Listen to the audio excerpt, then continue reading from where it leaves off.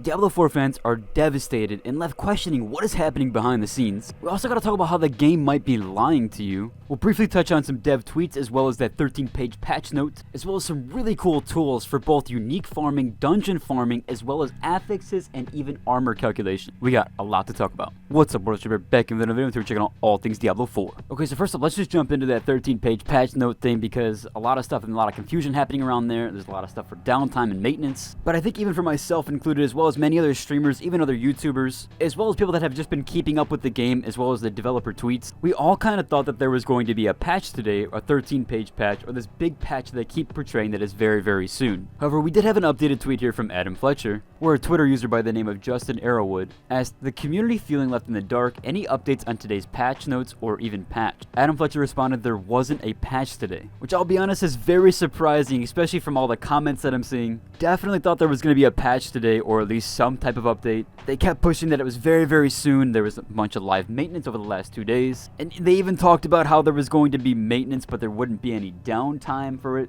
Also, with the double day maintenance on Monday and today with the maintenance, it seems like there was going to be a big patch coming. However, it doesn't seem like that's going to be the case. We have another tweet here by Milosh King, who said, "We know community is very in the dark about the Diablo 4 team plans." Adam Fletcher responded, "I typically don't post dates as things can change and it disappoints people if it doesn't hit that direct date. But it is coming very, very soon." I do think with a lot of stuff, the D4 team has kind of left us in the dark, especially around what the game's initial release was. A lot of the end game systems weren't really talked about and what it was going to be at the later levels. I think we kind of all know why it wasn't, because the later end game stuff is very, very shallow in this game, at least right now at the moment. Definitely hoping that Season 1 will bring a ton of new endgame stuff, as level 70 plus is just a really big drag. Especially at the point I'm at, I literally have almost every single glyph at level 21 and most at level 15. There really is no point for me to continue farming nightmare dungeons unless I need another legendary. I am working on Uber Lilith right now and working up the gear to actually take it on. However, that doesn't really have that much of a chase to it, and it's just kind of more of like working at a convoluted build that is able to stagger her very quickly. And same for even rogues, they have to just build some convoluted build that is like this poison damage build. Everybody's kind of locked into these like singular builds that they have to work towards in order to take down Lilith. And after you level your glyphs up, there really isn't much to the endgame anymore. So definitely hoping that Season 1 brings at least something there for an endgame mechanic. It also is pretty disheartening that the team has kind of been a little bit less communicative after the release, especially around the Season 1 plans. I could see on one end where they don't want to talk about the Season 1 stuff. However, they said that Season 1 is essentially done for them, so you would think that they'd want to talk about the plans at least quite soon, especially if it's launching soon. But that makes me lead to believe that it probably won't be here until late July. Adam again did also respond to that same comment from Milosh King, where he said, "Well, we won't release notes if a patch isn't available. The post I'm replying to is claiming a patch came out and no notes were posted. We mentioned a few weeks ago that we were working on a larger patch in the coming weeks." And I think a lot of people, including streamers, YouTubers, and again, including myself, thought that was today. A lot of people were misinterpreting it the very, very soon to in the coming weeks. Definitely was not going to be the case. Even people pointing out that this is supposed to be a live service game. They are very, very slow to react, which I definitely agree. They're kind of getting really slow now with the reaction time on getting these patches out.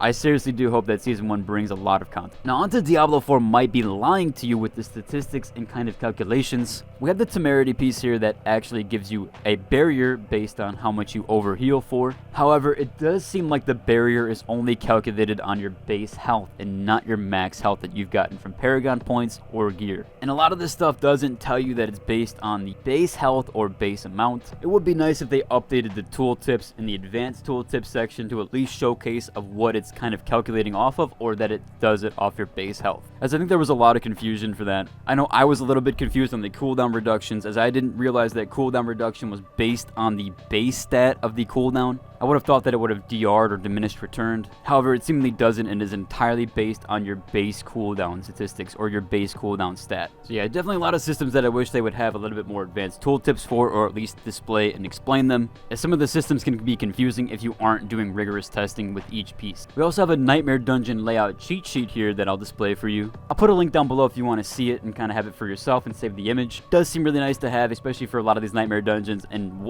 especially ones to skip that are insanely long. long, or just have these wild corridors and far backtracking. So again, I'll leave a link to that down below if you want to save that. We also have another tool here for unique farming, and this will kind of guide you towards specific things, as there are specific mobs that drop specific things, or at least their loot table is catered towards specific items. Mostly it is the gear slots, so certain enemies will drop helms and certain enemies will drop chest pieces. So it's not exactly geared toward the specific unique, however you can kind of target farm them by attacking these specific mobs to try to drop that specific chest or helm piece, which again will drop mostly helms or chest pieces, but it is a little bit better for target farming. Again, I'll have a link to that down below as well, also the imagery that you see here. There's also a website that you can go to for it, so I'll have a link to that down below as well. We also have another tooltip here for damage reduction, as well as armor and resist and a few other things. This is calculated based on your player character level and as well as mob and enemy level up to 150, and it seems like the DR actually scales with armor, and it isn't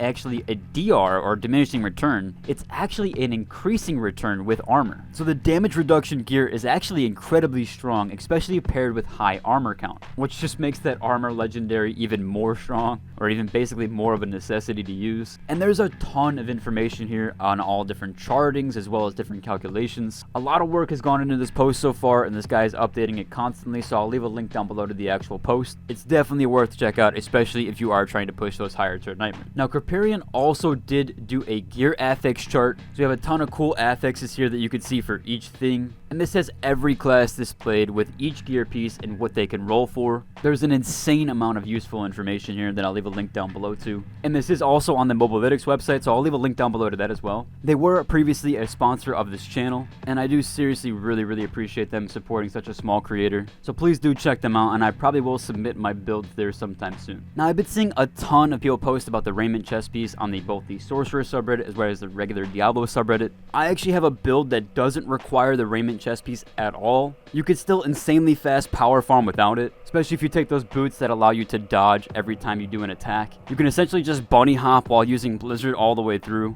and mobs behind you will just completely be eliminated while you're also just carrying on with the dungeon. So if you want to check out that build guide down below, you can. I have a few of them, but I'll post my recent one that I've kind of done all the updated Paragon board for. You could definitely still use the raiment chest piece with it, and it still works really well. But yeah, if you're a sorcerer and you need help with that, or you're not getting that drop, I for one didn't get mine to level 97, and I was farming nightmare dungeons essentially almost all the way up. So yeah, it's definitely a really hard chest piece to get and a really hard unique to farm, but it's definitely not a necessity for a sorcerer. That's shit about covered for today's video. I was a little disappointed as I really wanted to cover those patch notes today, so I'm sorry if yesterday's video was misleading or whatever, but there was a ton of YouTubers who posted the same content, or at least had the same assumption. But yeah, that's shit about covered for today's video. If you like it, subscribe. Until the next one. Deuce.